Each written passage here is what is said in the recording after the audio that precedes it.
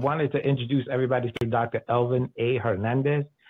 He earned his MFA in Sequential Arts from the Savannah College of Art and Design, and he has his EDD, Higher Education from Argosy University. He is an educator for over 15 years worth of experience. Matter of fact, he's, I'm going to say down the block from me, but you're not. You're a few hours away from me in Maryland. But, you know, it's better than, 18 hours. So as well as a practicing freelance artist in the field of comics, illustration, and commercial art.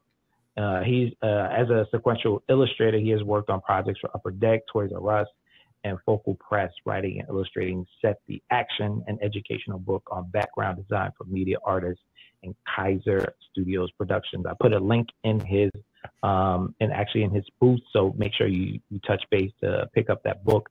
He's also worked on images and marketing materials for DC Entertainment, Marvel FX, and Cartoon Network, one of our favorite properties that we all love, as well as freelancing for City State Entertainment on both comics and gaming material. He recently released the first issue of his own comics property, Mundo Ruso, exploring elements of his Hispanic and Caribbean background using superhero, luchador archetypes in an action adventure story. And as an educator, he has taught subjects connected with visual arts and sequential storytelling at institutions including University of the District of Columbia and the Art Institute of Washington, while also speaking on subjects connected to sequential art studies at events such as San Diego Comic-Con, AwesomeCon, right down the street from us as well, sorta, kinda, and other conventions across the country. He is originally from Puerto Rico, just like, well, I'm not originally from Puerto Rico, but I'm New Yorican, but we're kinfolk. So, yes. And he's fully bilingual in both English and Spanish.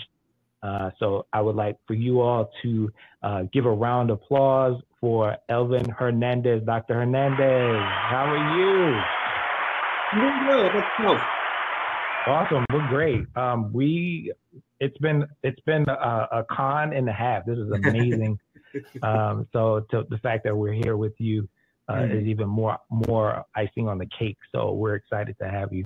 I'm going to pin you so that we can have a full conversation. But, could you talk a little about who you are? Give us a background. Let folks know what exactly is sequential art, how you got into the business, and also, the kind of the multimedia approach that you've engaged with. So to start first off, who is this guy?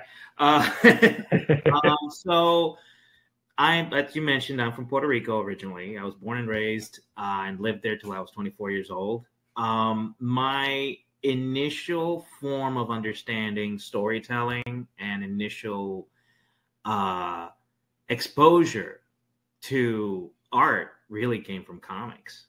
So ever since I was a little kid, I was very much into comic books. And when I was a kid, I really thought it was because of the superheroes. And to be fair, 90% of it was.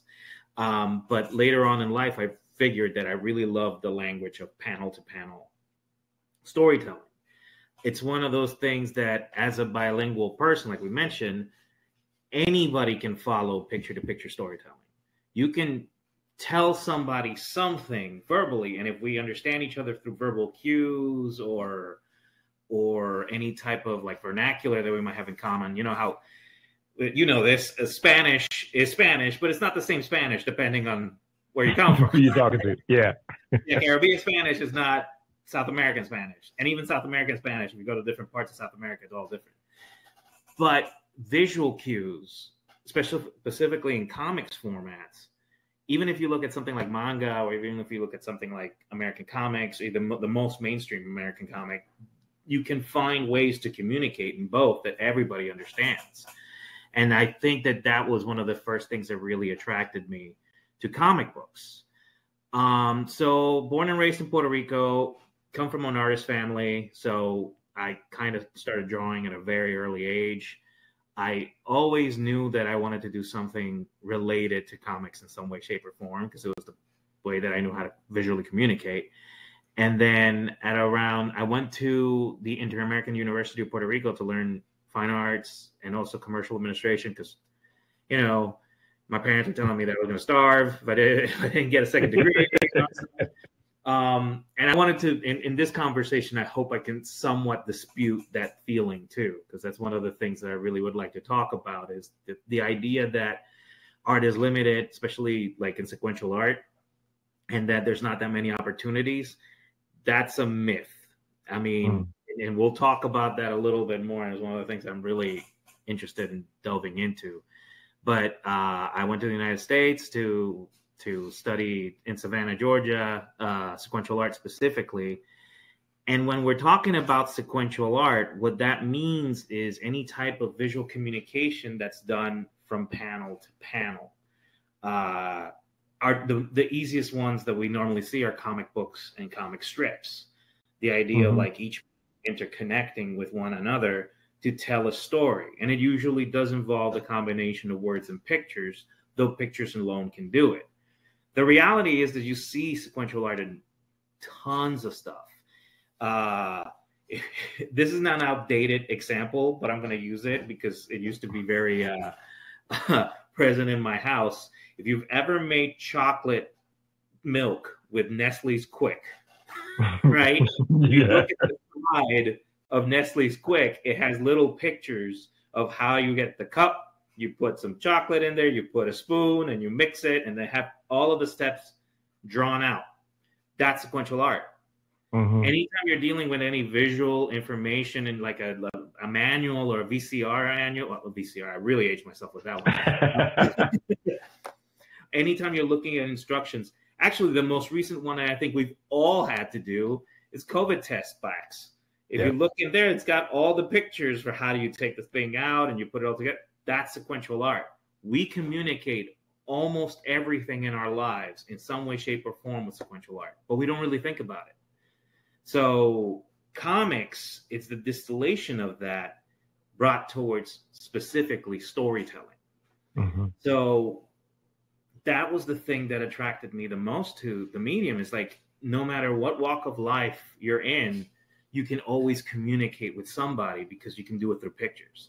So if I'm talking to somebody that doesn't speak my language, doesn't come from where I come from, doesn't have the same social cues, I still have a shot at talking to them just through pictures. So it's a universal kind of equalizer with regards to communication.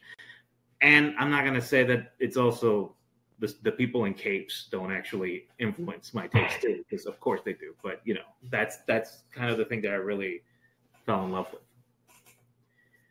Then I forgot what other question you had. Oh, no, I was just saying, you know, you and I have talked about kind of like, you know, how do you prepare yourself for this type of career and this story career that you've had, you know, and I'm sure some of the, just like with anything, you know, you study for something and then it veers you off somewhere else. And looking at your resume, you luckily have done a lot of the things that you went to school for, but then you've also expanded beyond that. You talk a little about that and how that's been like transformative or at least challenging at times as well. Well, that's a great question, because when you go into, say, studying for like the option of comics, for example, you really are thinking of the rock star job of like working for Marvel or DC or doing your own thing with Image Comics or so on and so forth.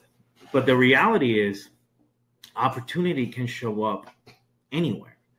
And one of the things that you have to kind of think about a little bit is, what are you? Like, are you working as an individual freelancing artist that's working for somebody else to achieve their visual concept of what you're doing?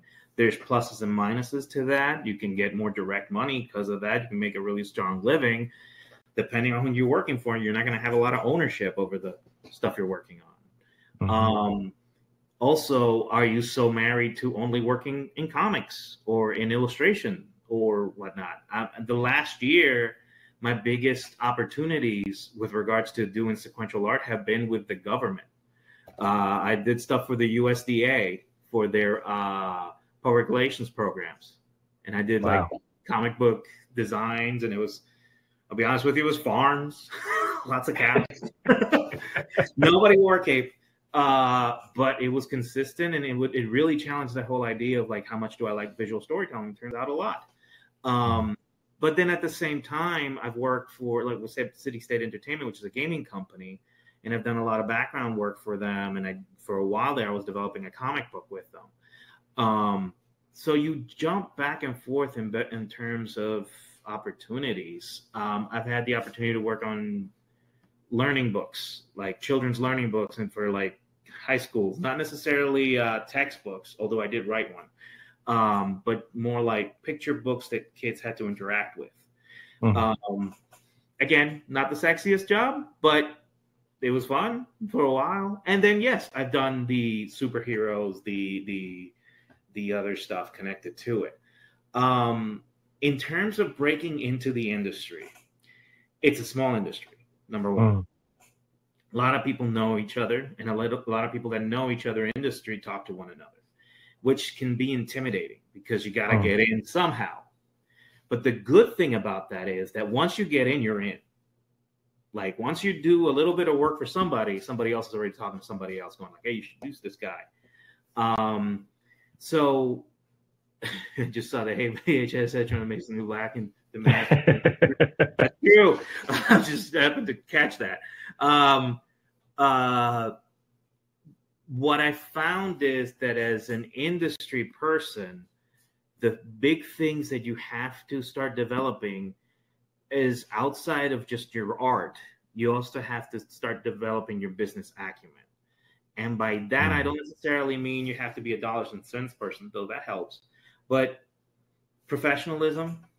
And by that, I mean, are you easy to work with? Can you keep a schedule? Can you work with others? One of the realities of comics is that rarely is it a one-person gig.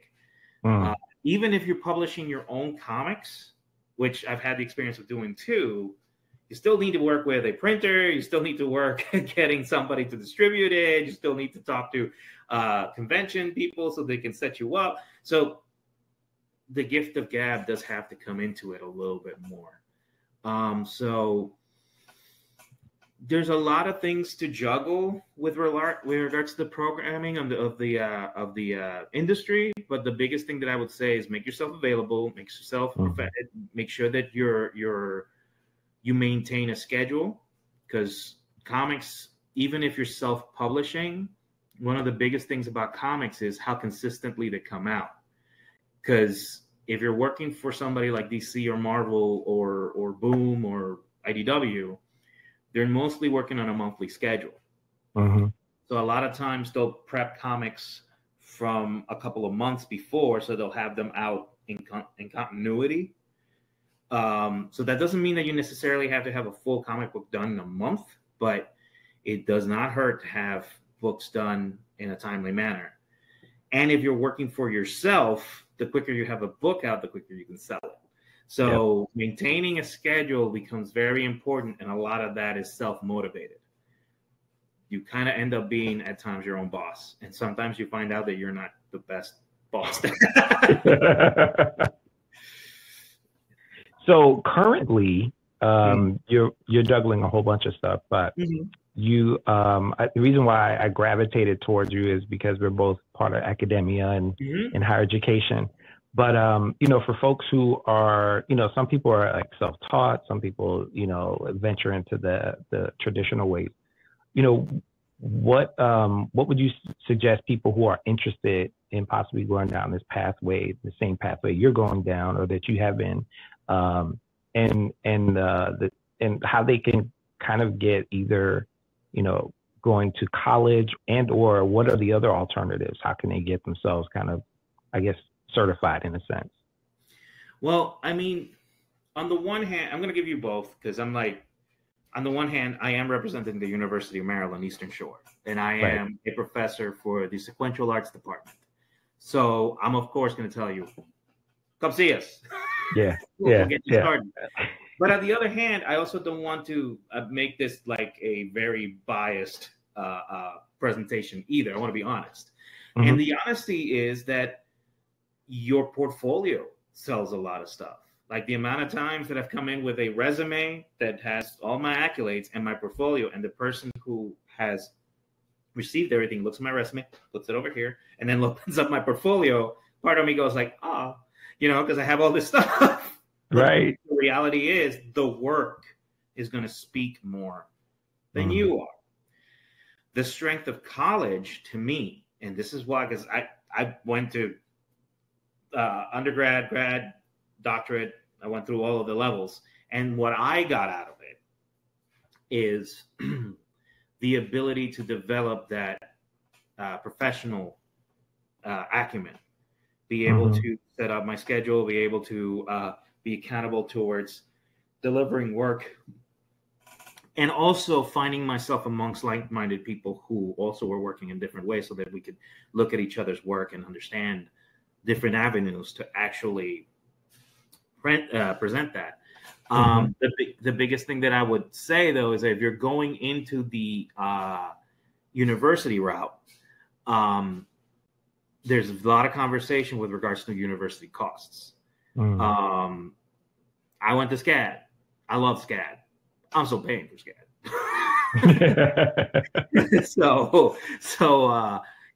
I went for my grad degree over there. So a lot of that, at least I knew a little bit more the decision that I was making. If I was to give a suggestion with regards to undergrad, I would suggest, and I'm not specifically saying this because my school is a state school, and also an HBCU, and it's the only HBCU that has sequential arts as a program. There, plug. I'm done. I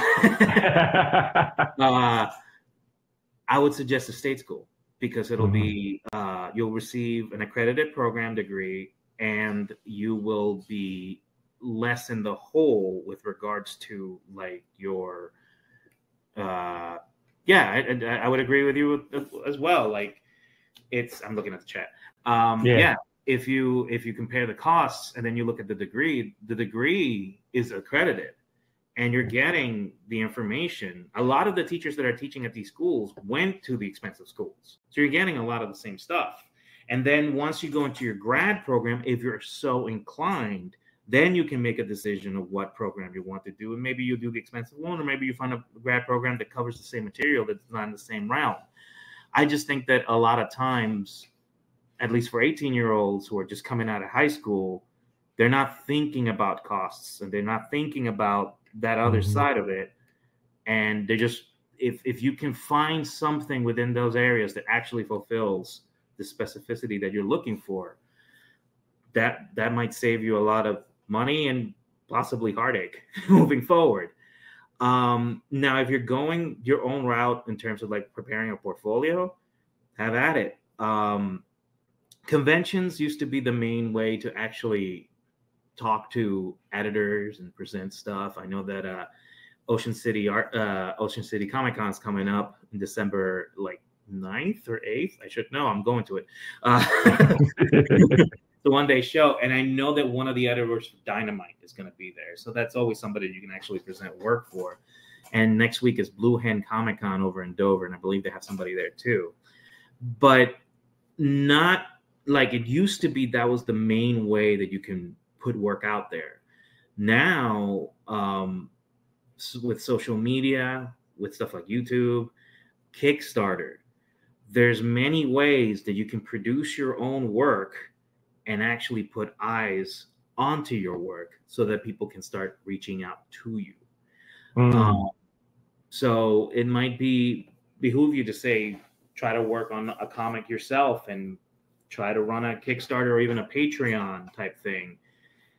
A lot of times, and I've known this because I've talked to people, folks in Image will look at successful Kickstarter projects and go like, hey, do you want to just publish through us? And that's how they'll start getting people in too. So the biggest thing right now is to become visible and also be realistic. Because another thing about it is the portfolio, putting yourself out there. Well, I'm doing exactly that. 11 days left on my Kickstarter. Oh, awesome. He's almost funded. So I would definitely say that the other part of that is, and this is where school also helps, but you have to be open to it. You got to be honest with yourself, because you can make your own portfolio, but if you're not ready in terms of the panel to panel storytelling is not working as well. Your visual narratives aren't quite tight. Your character work needs fixing. Then it might behoove you to get more education or more of exposure with regards to how best to work that stuff out. That's another area where school can be very helpful. Yeah. Yeah. It's just more about, you have to be a little bit smart with regards to how to look for that stuff and who to contact. And sometimes guidance counselors at schools don't have as much information as you would like them to have. So you have to be a little bit more proactive in that area. So that's spot on knowledge that a lot of people don't unfortunately get access to or understand completely, especially if you're a first generation college student, right? Or even just no one's gone to college in your family. You know, and so you make a great point of kind of surveying what exactly is doable and what makes sense and be true to yourself. So, you know, who wants to be in, you know, thousands of dollars of debt, hundreds of thousands of dollars of debt? It's up to you. It might work out for you, especially if you're talented. But at the end of the day, you also have to, you know, kind of create those avenues for yourself to figure out if that's the best method for you and your family. I did want to ask you about kind of like the, you know, the world that you've been working in and through. What are some of the similarities and maybe even some of the differences in which that you had to approach your art or your work with them? And from a business sense, but also from an artistic standpoint, because a lot of folks have been talking about, oh, you know, working with the big wigs, it's difficult to kind of just let your baby go or let some of those pieces go. Or if you're really sensitive about what you do, then how do you navigate that at the same time? That's a fair question because, yeah, I mean, so every time you make a decision, you're opening doors and you're closing doors, right?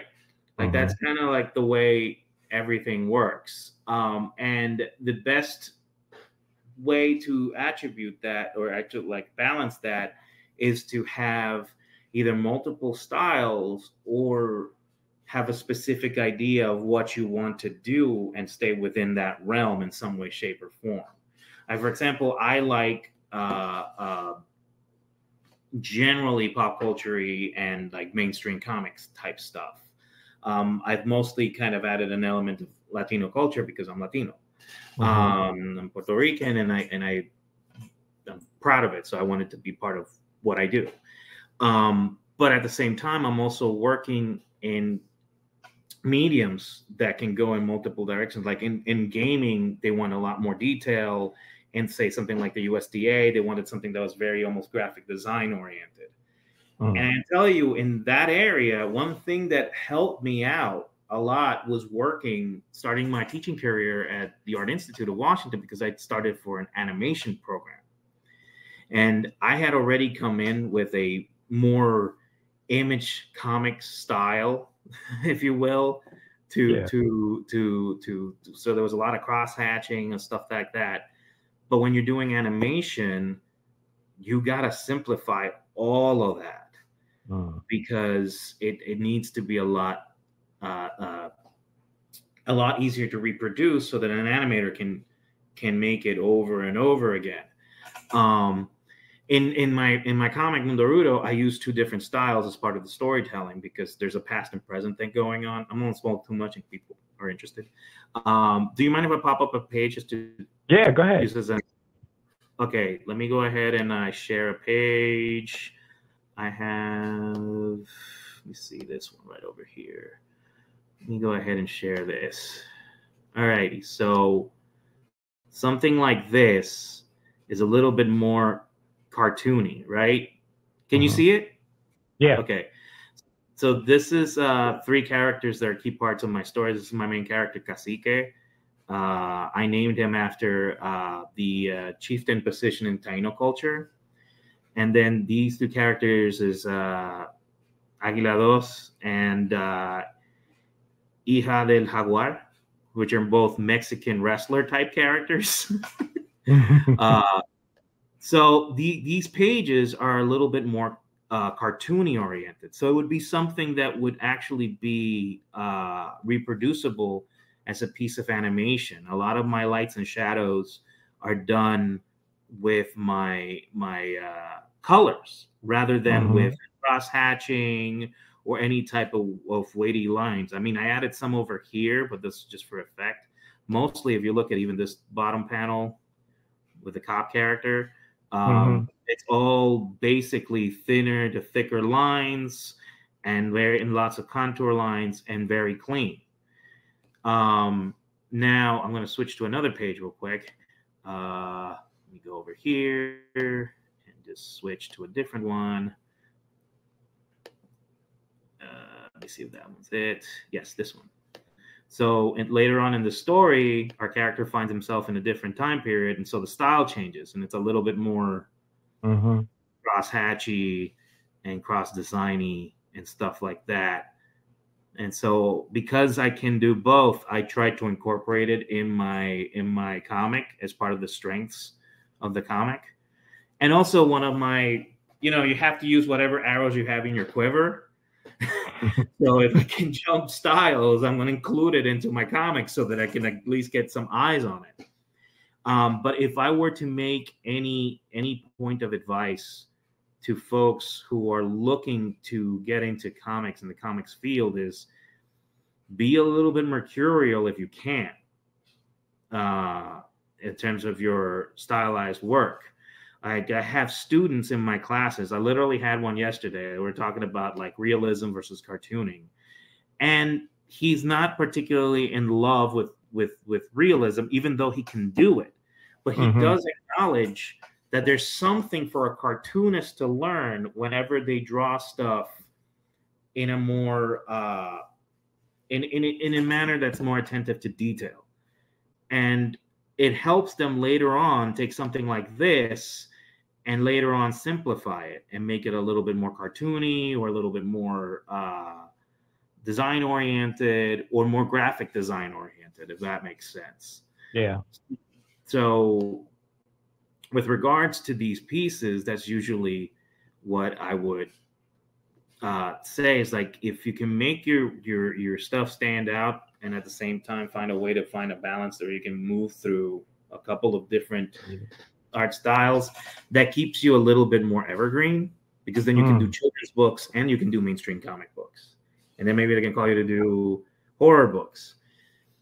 And yeah, I mean, there's different people who do different things. It's just eventually people do kind of like place you on a spot, if you will. So you want to make sure that the spot that you're being placed on is concurrent to your goals. No, that makes a lot of sense. I think you really, drop some knowledge there, because in order for you to have that appeal across different styles, genres, or even companies, right, that are looking for certain things, I think that makes sense. I was thinking to myself, you said use color as kind of your shading style, and I had never thought about that, because typically, you have all these cross hatching, you're doing all types of like traditional ways of shading and kind of giving depth, but color also provides that for you too. But I also have found that even in my own venture into that, I haven't done it in a while, that color can also be difficult to actually get it down pat. And I know a lot of folks are talking about AI and digital, and I know you're in the throes of kind of like, you touch upon your styles and your traditions and what you do. What do you see the industry headed next? Because there's a lot going on with, I hate to jump into AI, so we can bypass that. But I think that there's a place for it as well. But I think, what do you think as far as, especially with comic book and that field, where are we headed next, especially with the comic book industry?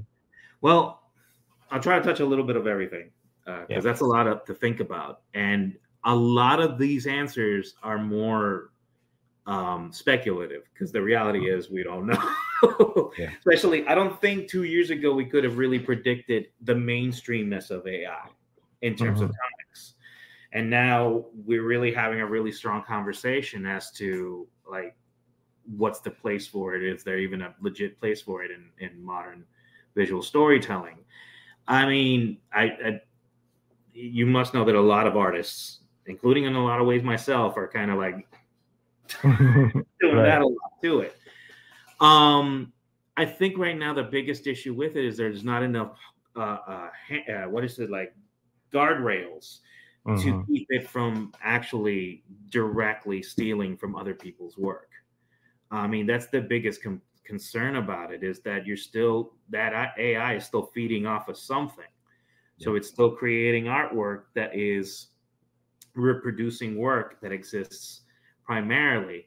There's also an aspect to it that, at least to me, is a little cynical. The idea that with 2 buttons you can do something that it takes me like a bunch of hours to do, and then but at the same time it might not have that same spark of inspiration. Because part of one of the reasons that art's so informative to all of us is that it does feel like somebody did it. Like looking at when I was in my teens, it was like Jim Lee and like Mark Silvestri, all those image guys, looking at their pages going like, oh my God, how do you do all of this? You know? And at the same time, I'm not even sitting here saying that in the future there isn't something that's connected to this, because this is the way the world works, right? We start with things. This is maybe AI Napster, like whatever it's going to become at some point. And we're in the death throes of whatever it is currently. But I think right now that's the biggest concern, is that where's the heart of it? Where is the passion in it? Like that art moves you, even if it only moves you to say, oh man, that's cool. That's movement in your soul. So to me, that's something that, you know, I think what'll happen. Well, that's why the SAG-AFTRA strikes were so important. Absolutely. You actors do need to emote. You can't just even in video games, because somebody will say like, well, what about video games? Those are still movement models that are actually like, whatchamacallit, with the low balls. I forgot the term. Was it capture? Motion capture. Motion capture.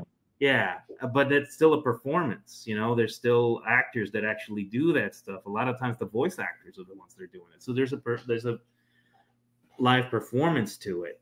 At the same time, anytime that there's been an advent of technology, art has always managed to like meet it some way and surpass it. Like when photography started in the became really big in the 1800s.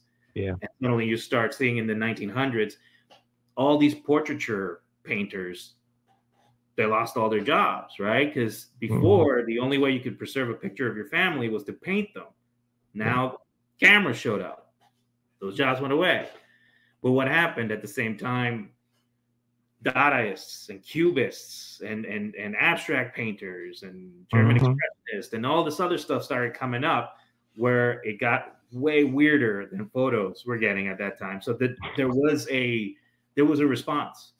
So it might be interesting to see what art's response is going to be to all of this too. In terms of the industry, I mean, there's always going to be somebody who's going to be like, I can do it easily this way than that way. But I think there'll always be a pull for somebody for someone to be able to hold a piece that they feel somebody made. Yeah. And then in terms of comics, I mean, there's other things to worry about with comics, because, like, you know, the fad of the superhero movies, even though I think superhero movies will be around in some way, shape, or form forever, but that big boom it's probably going to die down a little bit. You can feel it already, right? Yeah. That I don't know if that'll affect comic book stores, but one of the good things that came out of it is, again, more of the industry of other things have now embraced comics as a way to talk to their audience. Again, the USDA. I never thought I would have anything. I have cover in clearance, and I'm like, why? Comics. Yeah.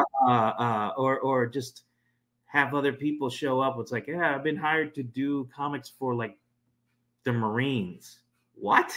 Yeah, it's like something like that. I haven't, but I know somebody who has. Yeah. And it's just like these different areas of, especially after the pandemic, when we were so dependent on entertainment to keep us alive for 2 years where we couldn't leave the house, I think we all started to really appreciate how much art really brings to our lives. Yep. Yeah. Yeah. I think uh, you, you mentioned something that kind of reminded me of the 90s in that, you know, we had that boom and then burst or almost. It feels sort of, especially in the marketplace area, feels sort of the same way, right? There's an influx of variants coming through, lots of publishers, either independent folks kind of doing that. Now we got foil covers coming back, right? I remember die cut. Yeah, I was like, wait, I have a whole bunch of those from the 90s. Like, it's a thing. But now people are doing metals, right? And so, but I also think that it's pricing folks out at this point in time with inflation and economics, right? But, you know, it's interesting because it's almost as if you can see, you can read between the tea leaves almost and kind of know exactly where we're headed, which is a saturation of content, comic books kind of just possibly overpopulating the more than the market can actually, you know, contain. I will say though, like, I think the audience is a lot more educated now with regards to the potential of comics than before, in the sense that I don't think as much of the populace thinks of comics as just superheroes. I think that people have now finally, through the influx of manga and then like stuff like Image and then certain movies that have been made from comics that aren't necessarily superhero oriented, and I think people have started to realize that it's a medium, not a genre, that there is a comic book for everybody. And much like anything else, I think that the good stuff will still rise above that noise. Yeah. I think that it's true of movies. I think the novelty has died to the point where like the crappier stuff is not going to do so well. That's what before we just went to see anything. It's like, but slowly but surely, and you see that with my students. If you see the population of students I have, because when I was a kid and when I was younger, comics was kind of like a boys' club. Yeah. But now my students, it's of any background, any cultural, social, racial, sexual orientation, identification, anything you have, they're all in my classroom learning about comics. Yeah. So it's crossed a lot more lines than I think it ever has. That's cool. Yeah. That's cool. I was going to ask you about your students and how they are, you know, how they're digesting kind of like their possible career and like, you know, their trajectory, hopefully. What are they looking to do? What are some of the ideas that they're kind of posing to you that they'd like to venture into? Funny enough, I have a lot of students who are, for the most part, I am even trying to wreck my brain to think about, most of them want to do their own thing. Most of them want to do their own, create their own ideas. They want to develop their own concepts. They want to develop their own following.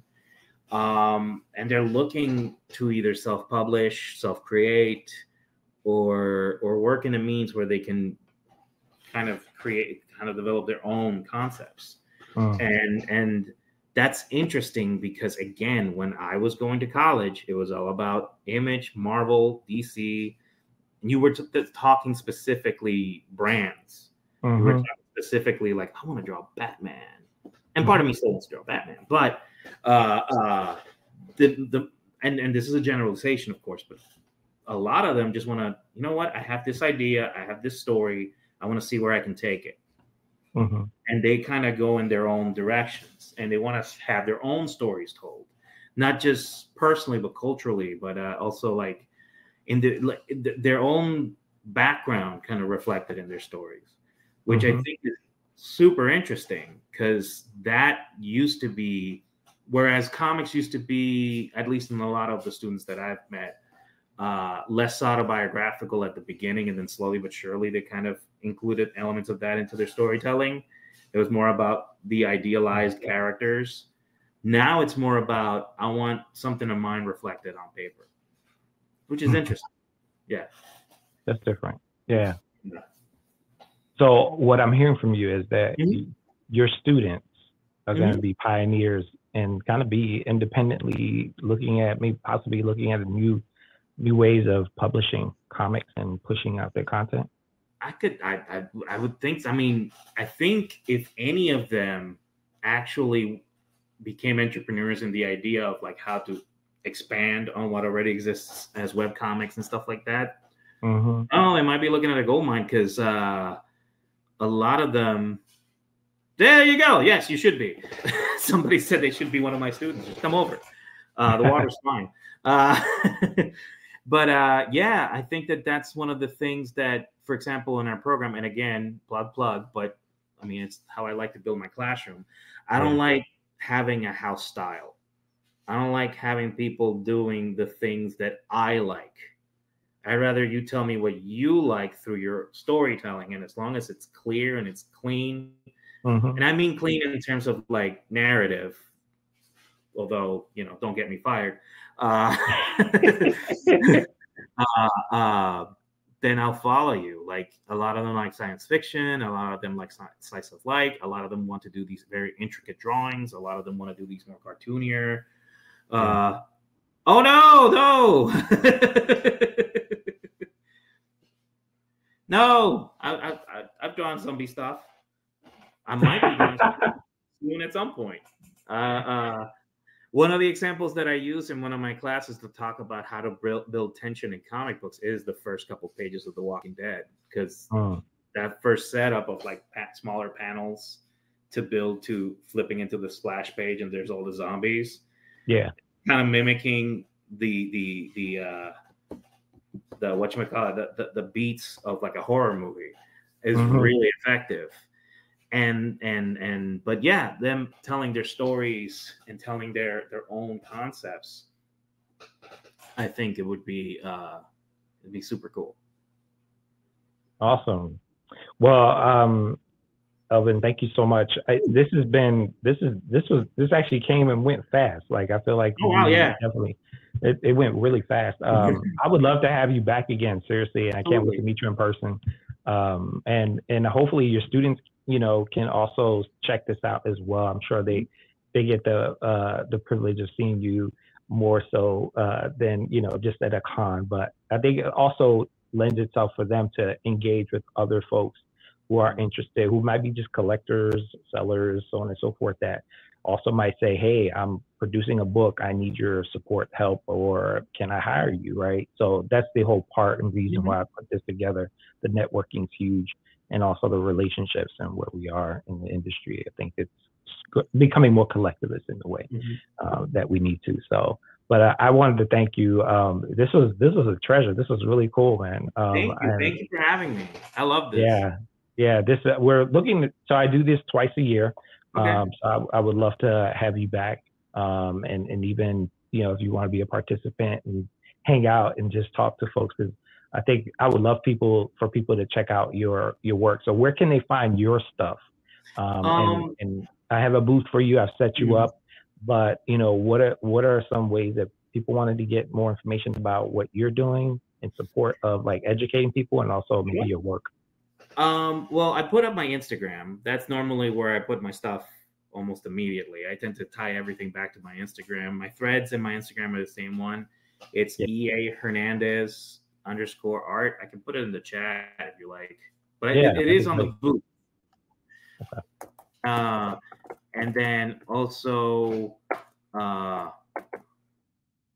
if you go to the University of Maryland Eastern Shore's main website, there is a faculty page for the visual arts department, and I'm in there. So definitely you can contact us. I put on the booth information about Set the Action, which is the book I did with Focal Press. And if you're interested in the comic Mundaruda, why not hit me up? I'm going to be at Blue Hen Comic Con next weekend. Look and doing stuff over there. So if you're around, definitely come by. I'll have a couple students with me too, plus my buddy Brad Hudson, who also teach in our program. He paints and he does stuff for Star Wars. So he's a bigger person. I'll see if I can move him into this, and maybe he can do his own panel here too. Yeah. And maybe someday, if you're interested, I can bring one of my students, get the perspective from the student side as well. I think that's vital. I think it's just an important piece because, you know, people need to realize the generational influences and the impact that we can have on this industry. So pulling people up and going forward. So I don't know if you noticed this, but somebody from Argentina is on here. So we've become global. Isn't that cool? Yeah. Yeah. That's cool. Carlos. I don't know if Carlos is from Argentina. He lives in the States. But either way, it's cool to see the global reach. And I think it also speaks to what we're doing. Yeah, I was saying like before when you were saying like 2 hours away and how that's become like just a short distance once you live in the United States. Because in Puerto Rico, 2 hours, you've been driving half the island. Like, right. It's like, oh my God, you're going so far. And then 2 hours here is like, oh, that's pretty close. Yeah. It's pretty close. Yeah. Well, listen, if you want to stick around and hang out and meet with some folks, we're going to do some other pieces, but I think we were going to do a kind of like a networking station. I might do it for a little bit so that people can connect with each other. We're running a little bit off schedule, and that's my fault. I need to be better about keeping time, and sometimes the technical pieces get out of whack. But if you want to hang out and talk to folks who might be interested in it, that'd be awesome.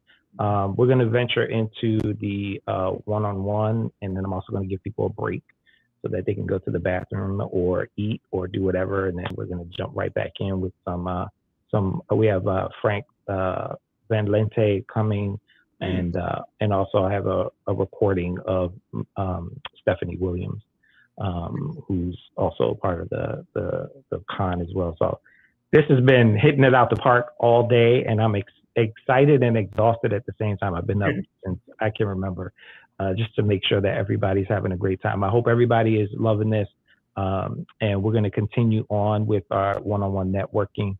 Thank you so much, Elvin. Dr. Hernandez, you are awesome, and I can't wait to meet you in person. That we'll do, and we'll do that soon. We have to. Awesome. Now we know each other.